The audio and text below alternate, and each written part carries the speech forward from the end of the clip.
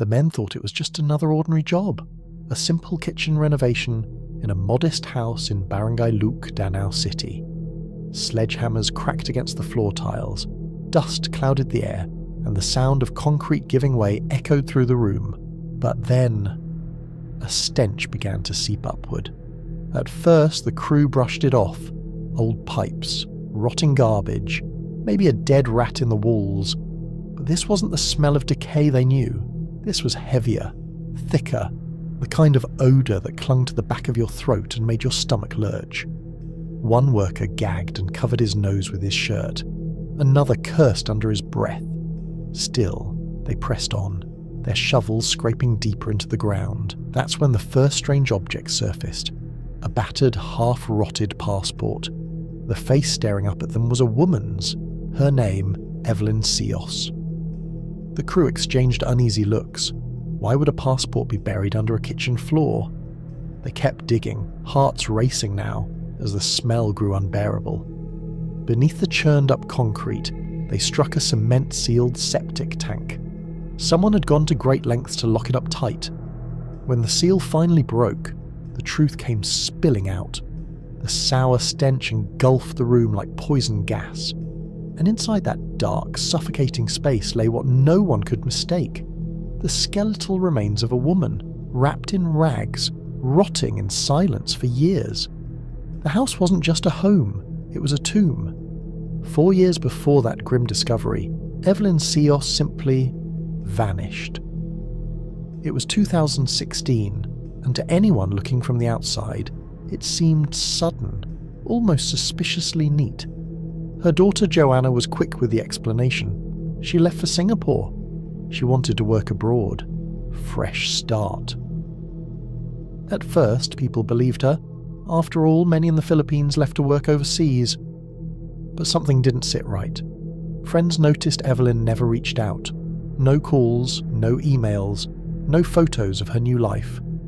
For a woman who had always been present, checking in on her neighbours, chatting with friends and doting on her children, silence felt unnatural. Then came the Facebook posts. Updates popped up on Evelyn's account, but they were odd. The words didn't sound like her. Messages to friends were short, robotic, almost like someone wearing her identity as a mask. And when people asked when she might visit, there was always an excuse, always a delay. Her son, John, grew restless.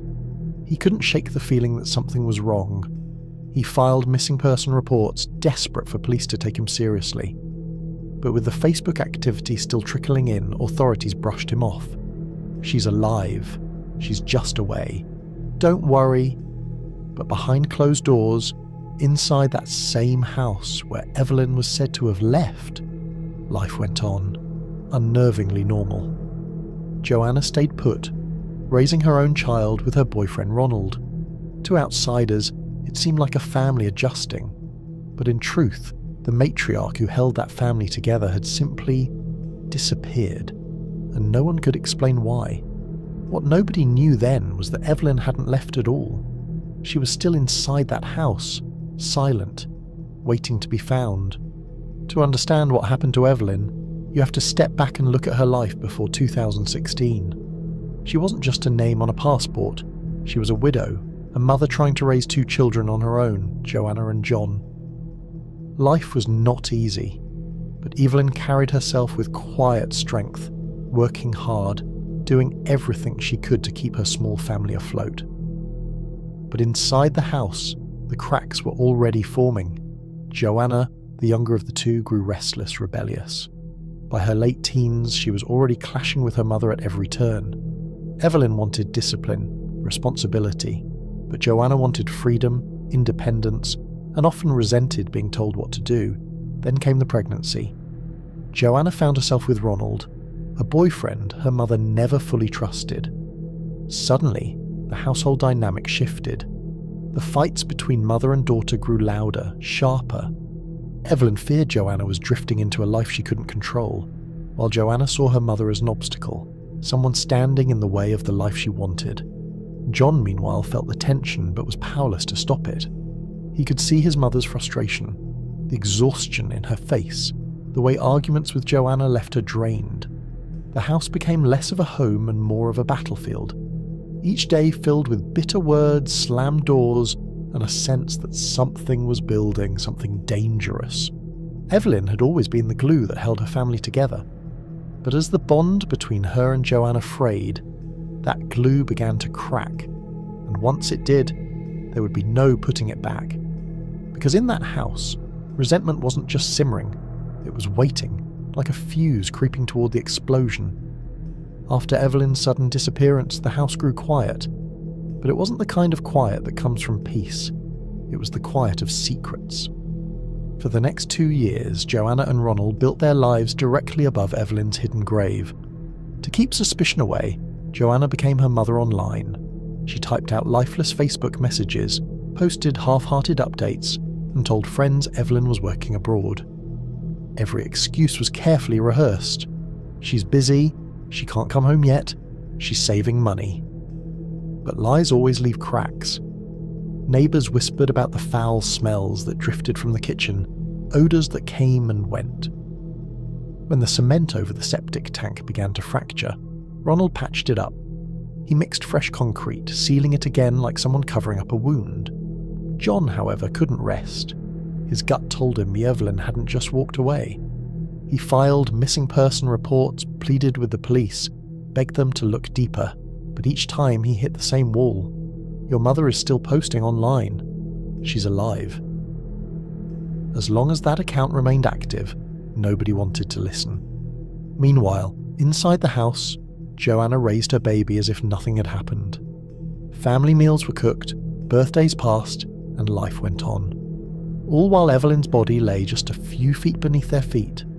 It was a cover-up held together by silence, cement, and the cold determination of a daughter who refused to let the truth slip. And for years, it worked. Until the day the workers' shovels broke through the floor. When police arrived at the Seos home in 2020, there was no denying what they had found.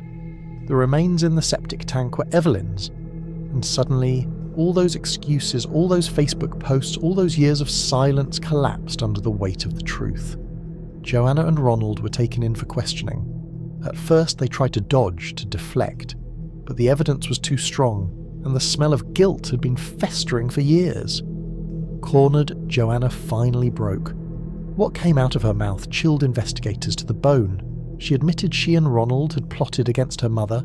Evelyn had become too controlling, too overbearing, and in Joanna's eyes there was no escape but one. She confessed that on that night in 2016, she had lured her mother into the basement. Ronald was waiting, with a hammer in his hand.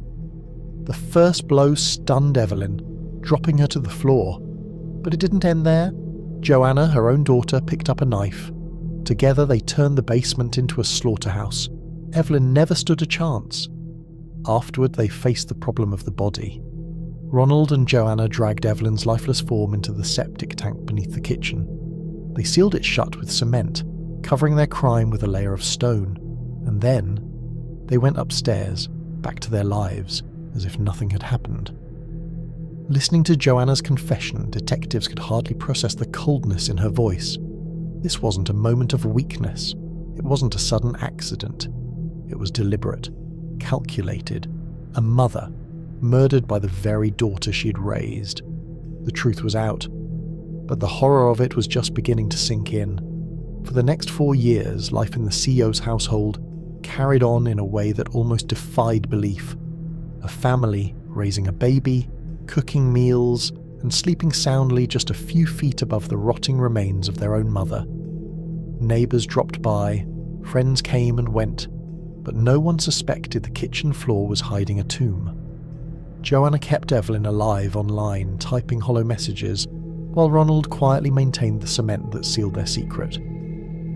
It was only when construction crews cracked the floor that the facade finally crumbled, and with it came the disturbing realization that everyone who had stepped inside the house had been dining, laughing, and living above death itself. When the arrests came, the community reeled. A daughter and her boyfriend accused of something unthinkable, the betrayal of a parent in the most brutal way possible. But justice was strangely unsatisfying. Though Joanna and Ronald faced charges, the details of their sentencing faded into silence, leaving unanswered questions and a public still hungry for closure.